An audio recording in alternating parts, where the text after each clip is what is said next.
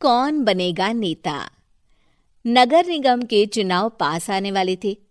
पूरे कानपुर शहर में टिकट को लेकर मारामारी शुरू थी, लेकिन सबसे ज्यादा चर्चा में वार्ड नंबर 40 की सीट थी। वो इसलिए क्योंकि इस बार वहां की सीट महिला के लिए आरक्षित थी। अब सवाल ये था कि चुनाव लड़ेगा कौन। इससे पहले ठाकुर साहब वहां से पार्षद थे और इस बार उन्होंने अपनी पत्नी सीमा ठाकुर को टिकट दिलवाई और ठाकुर साहब की शान के कारण सीमा जी ने 20,000 वोटों से चुनाव जीत लिया। अरे बधाई हो सीमा भाभी, अब तो आप वार्ड की पार्षद बन गई हैं। अब तो हमारे काम आप ही करवाएंगी। अरे ये तो सिर्फ नाम की पार्षद बनी है, वो तो महिला सीट आ गई, वरना पार्षद तो मुझे ही बनना था। अब भले ही चेहरा इसका होगा, लेकिन पावर तो मेरी ही होगी। अरे वाह भाई साहब, क्या दिमाग लगाया है आपने भी। आइए आप लोग, खाना लगा दिया है सबके लिए। सीमा जी पार्षद बन चुकी थीं, फिर भी उनकी एक ना चलती। सारे काम ठाकुर साहब खुद ही संभाल लेते और जहां जरूरत पड़ती वहां सीमा जी का अंगूठा लगवा लेते। सीमा जी ज्यादा पढ़ी लिखी भी नहीं थी। एक दिन ठाकुर साहब और सीमा एक प्रोग्राम में जाते हैं। अरे ठाकुर साहब, आप आ गए।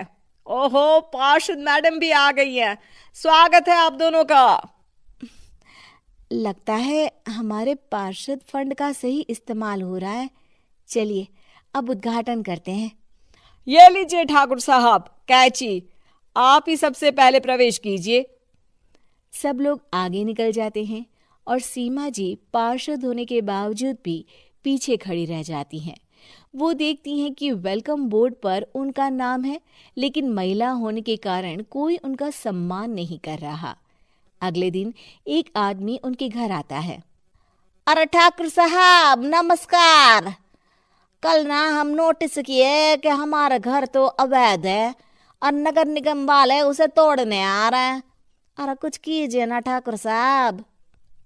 देखो भाई, मैं तो ज्यादा कुछ कर नहीं सकता, पर अगर तुम सबकी जेब गर्म कर दो तो कुछ हो सकता है। कुल मिलाकर 4 लाख लगेंगे। अरे 4 लाख ठाकुर साहब? अरे भाई, मैं अपने लिए नहीं मांग रहा हूँ। दरोगा है, इंजीनियर बाबू है, बड़े साहब है, सबको देना पड़ता है ना थोड़ा थोड़ा। बोलो है मंजूर? तभी वहां अचानक सीमा जी आ जाती हैं। अरे ये आप क्या कर रहे हैं? पहले इन्हीं लोगों से तो आपने वोट मांगे, अब इनसे ही पैसे ले रहे हो। अरे चुप रहो तुम, तुम्हारा काम है सिर्फ अंगूठा लगाना, तुम वही किया करो। मुझे दूसरे काम तुम मत सिखाओ, समझी? और तुम ना जाओ, अब पैसे लेकर आओ, वरना जेसीबी किसी भी वक्त आती होगी। सब कुछ ऐसे ही चलते रहता है। एक दिन सीमा जी और ठाकुर साहब को एक लोकल मीटिंग में बुलाया जाता है। वहां पर कई और अधिकारी लोग भी मौजूद रहते हैं। अब मैं चाहूंगा कि ठाकुर साहब हमारे बीच 2 शब्द कहें। मेरे प्यारे भाइयों और बहनों, आज मेरा सौभाग्य है कि मैं आप सबकी सेवा दिन रात कर पा रहा हूं। आपने मेरी पत्नी को भारी मतों से जिताया है, इसलिए मैं आप सभी का शुक्रगुजार हूं। मैं आप सबसे वादा करता हूं कि हमेशा की तरह हमारे वार्ड में किसी को कोई तकलीफ नहीं आने दूंगा। सभी लोग तालियां बजाने लगते हैं। अब मैं माननीय पार्षद मैडम को स्टेज पे बुलाना चाहूंगा। अपने नाम को बुलाया सुनकर सीमा जी एकदम चौंक जाती है। उन्हें बिल्कुल उम्मीद नहीं थी कि इतनी बड़ी जगह उन्हें मंच पर बुलाया जाएगा। जैसे तैसे वो मंच पर चढ़ती हैं। ऊपर जाते ही सीमा जी को सारी पुरानी बातें याद आ जाती हैं कि किस तरह उनके पति उन्हें कभी भी आगे बढ़ने नहीं देते और उनके नाम से गलत काम करते हैं। वो बोलने लगती हैं। मैं आपके वार्ड की पार्षद सीमा हूं।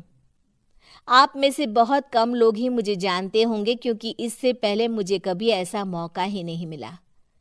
सारे मौके मेरे पार्षद पति यानी आपके ठाकुर साहब ही लेते रहे, लेकिन आज ये मौका मुझे मिला है तो मैं इसे ऐसे ही नहीं जाने दूंगी। मैं आपको ये बताना चाहती हूँ कि आपके ठाकुर साहब मेरे नाम की आड़ में गैर कानूनी काम करते हैं, जिस पर अंगूठों के निशान मेरे होते थे। इसीलिए मैं अपनी गलती मानती हूँ और आज अपने पद से इस्तीफा देती हूँ ताकि आगे से कोई गलत काम ना हो पाए। अब फैसला आप सबके हाथ में है कि आप हमें क्या सजा देना चाहते हैं। सीमा जी की बातें सुनकर ठाकुर साहब के चेहरे का रंग उड़ जाता है और वो शर्म से मुंह नीचा करके वहां से चले जाते हैं और पद से इस्तीफा देकर ही सही सीमा जी अपने आप में आत्मविश्वास महसूस करती हैं।